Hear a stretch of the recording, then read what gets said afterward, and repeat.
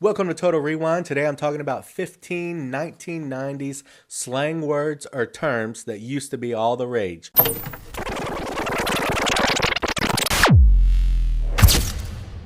Alright, so I was thinking about all the words that my kids say today, all the slang words, and how freaking stupid they are. How absolutely stupid it is to say something like, no cap, skibbity rizzed up Ohio, or whatever the freaking crap they're talking about.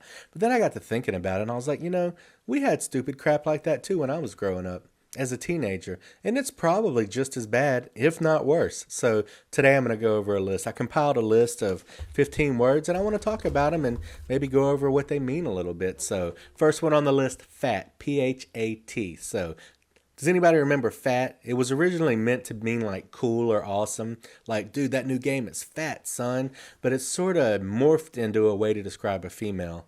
Like P-H-A-T, pretty, hot, and tempting, right? So you would say, yo, that chick is fat. And of course, if you didn't know what the slang word meant, you thought some arrogant D-bag was calling you fat. Well, he was calling you fat. He was calling you P-H-A-T, fat, pretty hot and tempting. So fat. I think you can still use that one today if you want to, but I haven't heard too many people do it. Number two, da bomb. All right, we do use this, right? That's used to describe something that's cool or good or something that you like, yo, that movie was the bomb. I think some people still use the bomb. So if we're not still using it, go ahead and put it in circulation.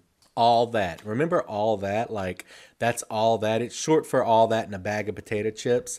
It means something that's really impressive, like, yo, she all that, you know what I'm saying? Or like, she is. There was even a movie called She's All That. Remember that? It's commonly used to describe, so people with good looks, like they're all that. So that's something you would say like, so did you see Carrie's cousin? Oh, she's all that. So that's kind of what that means. Tight. Tight means something is like excellent, something well done, like it's tight. Yo, that new song is tight, son. Or yo, them jeans are tight. And it doesn't mean they're tight fitting. It just means that they're good. It just means that you like them. I mean, nowadays it probably refers to someone's skinny jeans, I'm sure. But back in the day, we used to say something was tight when we liked something. Like his new ride is tight, man. Did you see that thing? Or did you watch that new Halloween movie? Yo, it was pretty tight. So dope is kind of the same thing. It's a classic slang term, yo, this is dope. Means cool. Those sneakers are dope, son, or that's a dope jacket you're wearing there.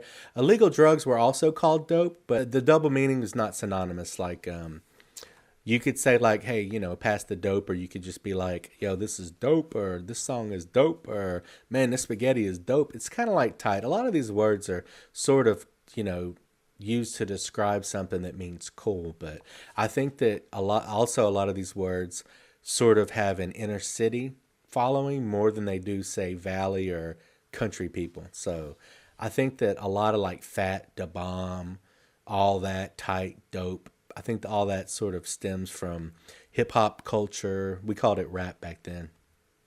Fresh, same thing. It's described, fresh would started out to describe something that was stylish or trendy, like, you know how vegetables are fresh? Well, that's where fresh came from. Like, it's not old and crusty, it's fresh. So if you would say, see somebody wearing something nice or something that you liked or something new that just came out that was sportier, that you thought was stylish, you would say, man, that is a fresh outfit, son. Or, yo, that haircut is fresh, son. So that's sort of what fresh means. And I think that it probably got popularized by the television show Fresh Prince of Bel-Air, right? Because he was pretty fresh, right? His clothes were fresh, his haircut was fresh, his slang was fresh, his attitude was fresh. Wicked. Now, wicked, I don't think wicked sort of falls into the same category as where it came from, of that inner city sort of slang. It was used mainly, it started in the Northeast. I actually looked it up, and it means something very cool. Like, let's say somebody does a trick on a skateboard, right? You could say, yo, that trick was wicked, son. Or you could even throw words together and say, ooh, that is wicked tight. So wicked was also a word that could be used as a way to describe a descriptive word, like wicked tight or wicked fat or wicked cool or something like that. It doesn't mean bad. And like the movie Wicked, it's not tied into the movie Wicked at all. So I'm not saying you're like, you're a mistreated green person. I'm saying it's wicked, like it's cool, like I like it. Booyah! Booyah, that's another one. So I think people still kind of use booyah a little bit. I mean, we don't use it a lot, but we still use it a little bit. It was sort of an exclamation of excitement or victory, like, I aced that test, booyah. Or like you run into the end zone with the football and your friend runs up to give you a high five, you're like, booyah, baby. It's more predominantly, again, more predominantly used in urban settings, but I think everyone just sort of latched onto booyah at some point, right? Booyah. Like, it's kind of like that. It was like our, it's like booyah. Word. Now, word, you can use word in a million different ways, right? It's a term of agreement or approval, really. Like, that party was, like, someone says something like, man, that party was crazy last night. You could be like, word. Like, I'm agreeing with you. You know what I mean? Like, it's like how the kids today say no cap. That party was crazy last night. Word. Or, man, that steak was cooked just right. Word. Now, I don't know if anybody's going to be sitting in a Longhorn eating a steak talking about word, but they might. Who knows? It could also be followed up by up. You put up on the end of word and it says word up. Like, put me on blast and I will end you, son. Word up. It's like, so it's emphasizing word by putting up on the end of it. So instead of just saying something like that party was tight, word, it's like, put me on blast and I will end you, son. Word up. You're like telling someone, I need you to listen to what I just said because I'm putting up on the end of my word. Does that make sense? I'm making it bigger than it is. So there are certain times when you would use word. Kicking, kind of something like, what are you doing? We're just kicking. We're just chilling. We're just hanging. We're just sitting around, kicking it old school. So kicking is another way to say something's awesome. Like, you could use kicking as a descriptive word. You could use it as a verb.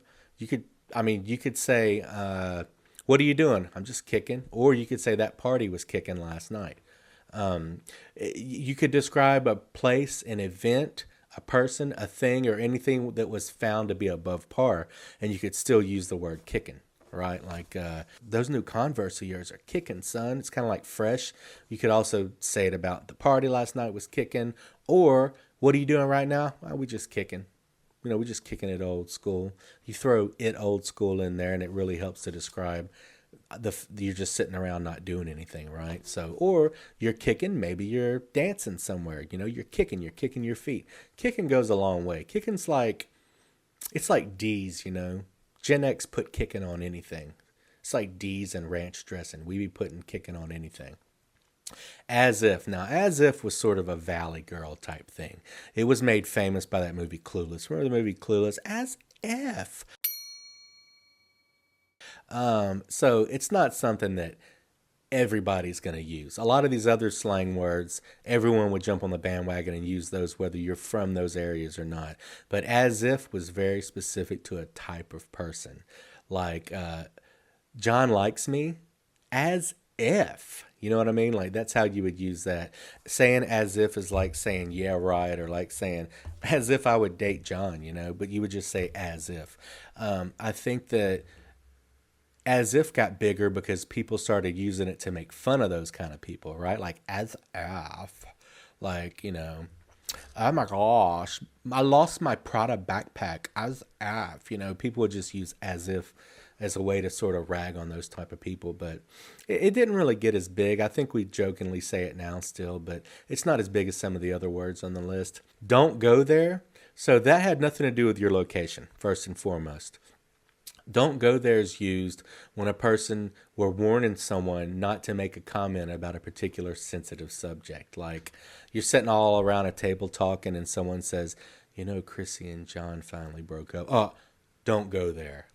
You know what I mean? So that's when you would use don't go there. You would say, oh, stop, don't go there. Don't even go there with your words. Don't go to that place with your words. We're not even going to talk about it, so don't go there, was the way we would say that. You go, girl. Again, it has nothing to do with location or going anywhere. That was used as sort of a form of encouragement from one female to another, usually. And usually having to do with physical appearance. Like, let's say some chick walks out of her bedroom. She's got her new hot, fresh outfit on, and she's flipping her hair, and the girl's like, ooh, you go, girl. Like, that's what you go, girl means. Or, she gets the stud's phone number. She walks over with the little phone number in her hand. You could be like, "You go, girl." It's just a way to encourage. It's a way of saying, "Hey, I'm proud of what you just did, and I'm showing you my encouragement, sister soldier." Keep it real. So, keep it real was used to tell a person to stay true to themselves and represent themselves or their way of life when confronted by adversity. So, it's like, I'm not going to do it your way. I'm going to keep it real, no matter if it's hard on me or not. You know what I'm saying? I'm going to keep doing me.